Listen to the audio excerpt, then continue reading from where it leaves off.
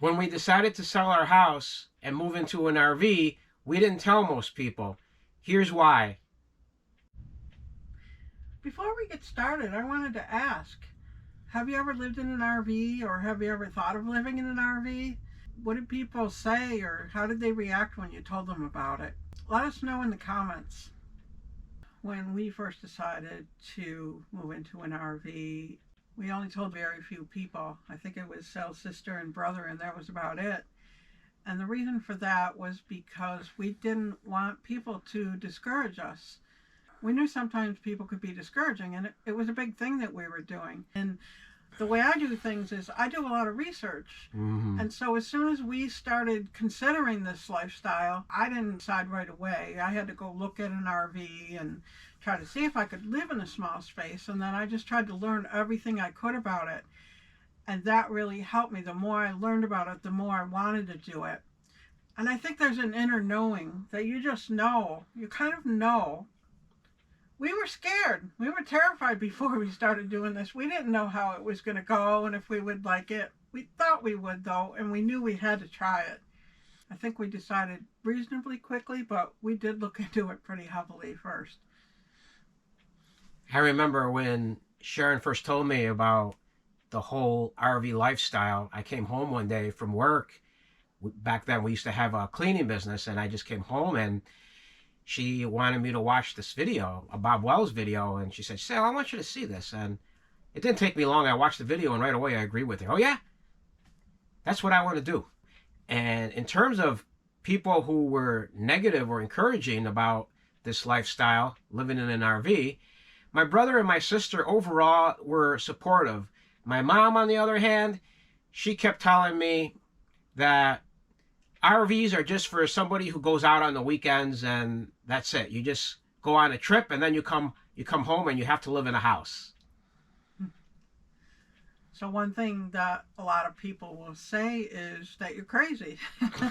If you tell them you're going to move into RV, I guess it does seem like a crazy thing. I think most people are well-meaning and they just don't understand how somebody could move into an RV. Some people are really into their houses and they like to fix them up and remodel them and decorate them and just do things with their houses. They like a big space and they can't imagine that you could actually enjoy living in a small space. We're more into the simple life, and it was suited for us.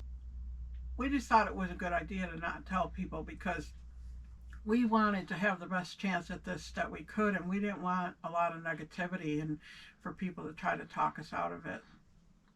I remember one relative that I told, the advice that he gave me was, well, you'd better think about this long and hard. You'd better look into this. And he gave me some doubts, actually. I had a few doubts, and that was an indication that you have to be careful who you talk to, because some people are just too negative and they might put negative thoughts into your head. Although I actually agree with thinking about it long and hard. I think it's a big decision, and I think people should look into it long and hard. As Sharon was saying, this was a long process. We just didn't jump into it right away. We agreed that that's something we wanted to do, but we did a lot of research on what kind of RVs there are out there, what would have been best suited for us. And then once we decided that we wanted the kind of RV which we have now, which is a fifth wheel, we started doing research on the best kind of truck that would be able to pull that RV. I wanted to leave the Buffalo area for a long time. I wanted to relocate. The winters are just so long. It feels like they're 6 months long. Sal suggested moving to Florida, and then I realized Florida would be too hot. So I suggested that we move to North Carolina instead. And that's how we found out about RV living, because I was watching videos on minimalism and getting rid of things. Once we did decide, we started watching a lot of RV videos, and I joined RV groups and things like that. And I think that's where I got the idea to not tell too many people, because I think people are well-meaning, but some people are just going to be negative because they're going to be jealous. Some people are just too afraid to do it. Some people will say they want to do it, and then they don't end up doing it. And once we got the dream to do it, we had to do it. Some people that I told about this lifestyle, that we were looking into doing this lifestyle, told me, "Whoa, that's something I've always wanted to do. I'm going to do that someday." But what I discovered was that a lot of people wait and wait and wait for that day, and that day will never come, sadly. We just decided that we're going to do this and we are not going to wait. Who we decided to tell were people that we felt would be supportive. It's good to tell people who you can trust, that you feel will help you make the best decision. Some people might want help deciding on whether or not to do this. People have people in their lives who can actually help them and be supportive and help them make the best decision. That's a good thing, because this lifestyle isn't for everyone, and it should be looked into before somebody decides to do it. We started this lifestyle. We knew nothing. We knew nothing about RV living or anything having to do with it. I had gone to a campground once or twice when I was little. There was my friend's cousin, and he was older than us, and he took us to a campground. He had a trailer. That was all I knew about RVs. I had not known anything about it. I didn't know anything about RVs or trucks, pickup trucks for that matter. The only thing I knew about RVs were that I would see them sometimes at RV shows and malls from time to time, and I thought they were pretty cool. I would go in there and check them out and say, "Oh, these are pretty neat," but I never thought about living in one or even going on a trip in one. There was one person I didn't even know very well. She wrote to me and said that she has an RV, her and her family, and she couldn't imagine somebody living in an RV, that it would be too small, and she just couldn't imagine it. So a lot of people might try to discourage people from it. I think everybody has a sense of who they might want to tell and who they might not want to tell. It might not be good to tell just casual acquaintances or co-workers, because a lot of people would be discouraging. We have to look at the reasons we want to tell people. Some of the reason we want to tell people is because we're excited about it. We want to share the news. We think that people will be encouraging, not realizing that a lot of people would be discouraging. Right. I remember that one question that was asked of us was regarding health insurance. Somebody asked, "Well, what about health insurance? That sounds like a really cool idea. You're traveling the country in an RV, living in an RV, but how are you going to get health insurance?" Which was a legitimate, very thoughtful question.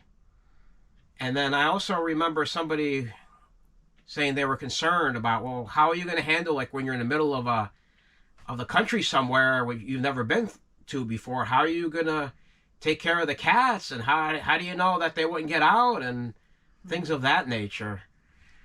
Yeah, they actually said something worse than that, and I didn't like that. Yeah, I remember that. But we've been very, very cautious with the cats, because that's true. People do need to be cautious with their cats when they're doing this lifestyle, and do everything they can, because I've heard of a lot of cats having gotten out. People have called us overprotective of our cats, but that's okay, because we're doing everything we can to keep them safe. Right, not just cats, but any kind of pet that you might have. I think a lot of people also, when you tell them you're going to live in an RV, they might have this idea of like a homeless person. Oh my gosh, you're going to be homeless. I remember somebody had said that they were concerned that we were going to become vagabonds. I remember that word. I've always remembered that. I have no regrets. Do you have any regrets? No, I'm happy that we did this. I hope that we can do it for much longer. Me too. And what I would suggest to people, my advice to you would be, don't let other people dissuade you from following your dreams. Follow your dreams. There are people out there who wanted to go into a career that wasn't high paying, and somebody might have discouraged them and said, "Oh, you won't make any money at that. You have to get a high paying career." And if that person followed that advice and didn't do what they really wanted to do, I think being happy is more important than that. And I think one of the worst things is to have to work at a job that you don't love or that you hate, because you've got to make all this money. See, money has never been very important to Sal and I. What's important to Sal and I is freedom, being free. And so we don't care about like going to all these concerts and expensive restaurants and just all the things that people spend all this money on now. You know, we do like the buffets. But even the buffets, we won't spend that much. I mean, I think people spend a lot more on a dinner out. It's got to be a bargain. We don't have regrets, and we're happy in this lifestyle. We are more simple people, so this lifestyle isn't for everybody, and so I think everybody needs to really look in their hearts to see if it's really something they want to do, and have a fallback plan in case it doesn't work out. I mean, I think our fallback plan was always, if it didn't work out, we originally had the plan to move to North Carolina anyway, so our plan was if it didn't work out, we could just move to North Carolina or wherever we would choose to move to. I'm Sal. This is Sharon. We live in an RV and travel the country with our 3 cats. Henry over here. Seymour and Alexander are out in the living room snuggling together. And we've been doing that for 8 years. If you haven't already done so, if you can subscribe and like this video, that would be great. Thank you for joining us today. We're glad you're here. Thank you.